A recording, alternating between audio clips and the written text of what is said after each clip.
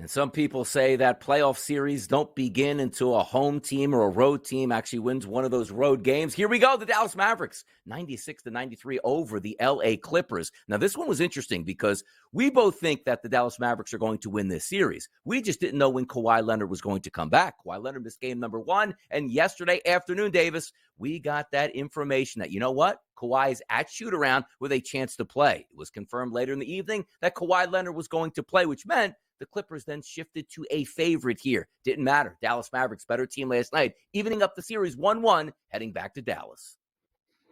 They did. So the Mavericks were my best bet on the show yesterday. We win by the hair of our chin. We get the hook here, winning by 3. The spread was 2.5 when I bet it.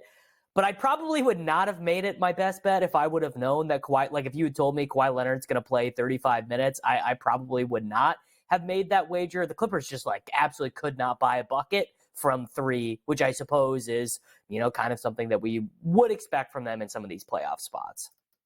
Yeah, you're right about that. And that's always the peril of handicapping an NBA game 12 hours ahead of when it's supposed to start with some key injury information. We didn't know when Kawhi Leonard was coming back, so it was interesting to me. Middle of the afternoon, he's at the shoot-around with a chance to play. That's big there because the Mavericks could not afford to go down 0-2 with Kawhi Leonard back and playing healthy before they got back to Dallas here. Game number 2, we'll take a look at last night. The Minnesota Timberwolves, which was my best bet, 105-93 victory over the Phoenix Suns. Phoenix actually started out very well in the first half. It was the Timberwolves defense in the second half that really held Phoenix at bay. 20 points in the third quarter, 22 points in the fourth quarter. Another double-digit victory by the Timberwolves. I'll say this again. The T-Wolves are better than the Suns, and they're showing it right now.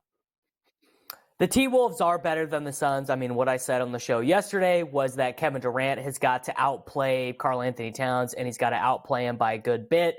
18 points on 15 shots, not going to get it done. 20 points on 13 shots for Booker. Yusuf Nurkic takes 11 shots. You've got Drew Eubanks playing 17 minutes. I mean, the Suns experiment, it's not going to work, man. I liked the idea, these guys all playing together. They just really, I guess the issue is the Suns did not get lucky with any of their, veteran minimum guys. Basically, every veteran minimum guy they have has pretty much stunk.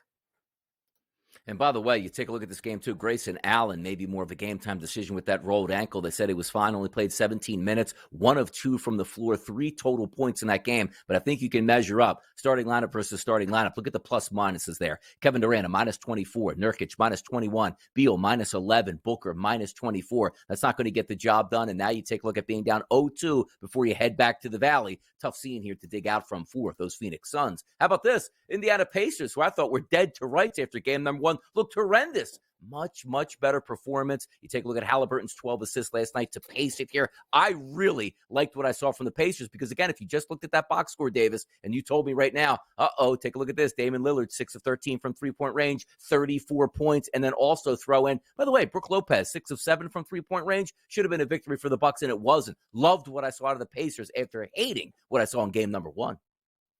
And what's crazy is they did it without even a particularly good Halliburton game, 12 points on 10 shots. He did have 12 assists, which is, after that hamstring injury, he became much more of a facilitator as opposed to the primary creator. But Siakam, back-to-back huge games for him here. Really the biggest difference was the collective of the Indiana Pacers. They were not just so frightened they couldn't see straight. Nesmith played a good game. Turner played a good game. Nembhard played a good game. Obi Toppin, 11 shots off the bench in 21 minutes. And then on the converse, you basically just had Damian Lillard coming back to earth, right? So he had 34 points, but it was stretched out over over all 4 quarters this time and not just all lumped up into one. And Bobby Portis, more shots than points for Bobby Portis. You don't particularly love to see that.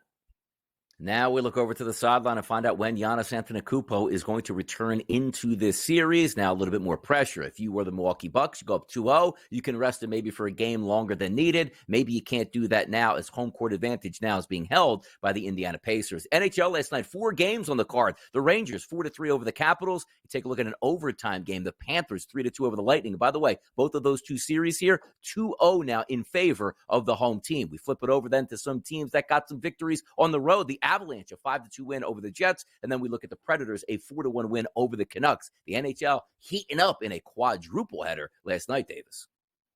Yeah, I tuned in to a little bit of the Avalanche traveling to play at the Jets. A 4-goal second period pretty much put this one away. If you let the Avalanche get up on you by 3 goals, it's just not going to end well for you. It's not really the way that it works. The Canucks series, I suppose, fairly interesting. That one is tied 1-1. Just feels like that's kind of the way hockey playoff series go. It's so set up for 7-game series, which I suppose is what the league likes, because you're definitely going to get casual fans coming in there to watch a Game 7 NHL playoffs.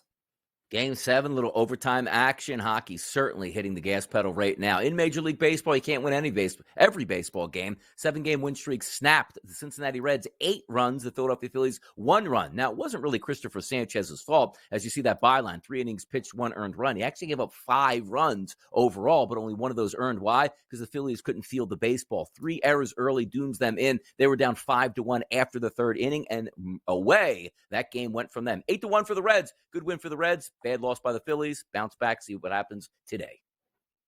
I mean, do you remember, I'm sure you do, that when the Philadelphia Phillies acquired Bryce Harper, this was actually like a legitimate concern. People were like, this defense is terrible. You're playing Castellanos in the outfield.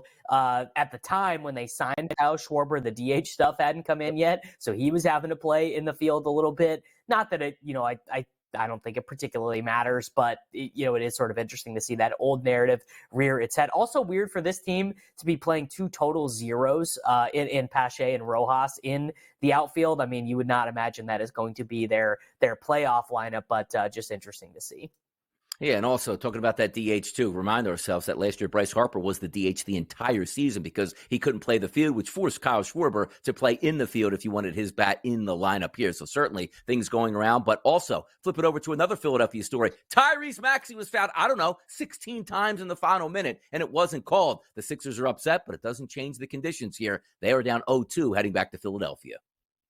Yep, Tyrese Maxey wins the most improved player, and the Philadelphia 76ers, they win the mythological last 2-minute report championship. If you just look at the last 2-minute report, the series is 1-1. That's all we need, Donnie.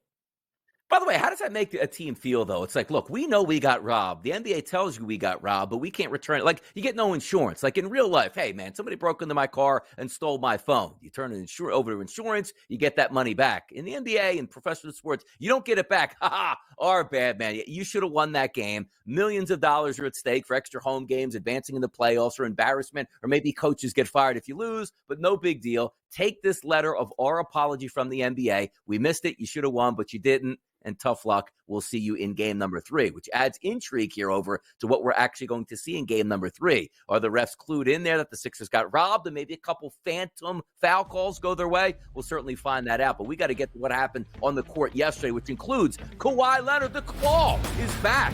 Didn't matter last night. Dallas picked up a big victory. We'll handicap that game next and move forward. We'll be right back.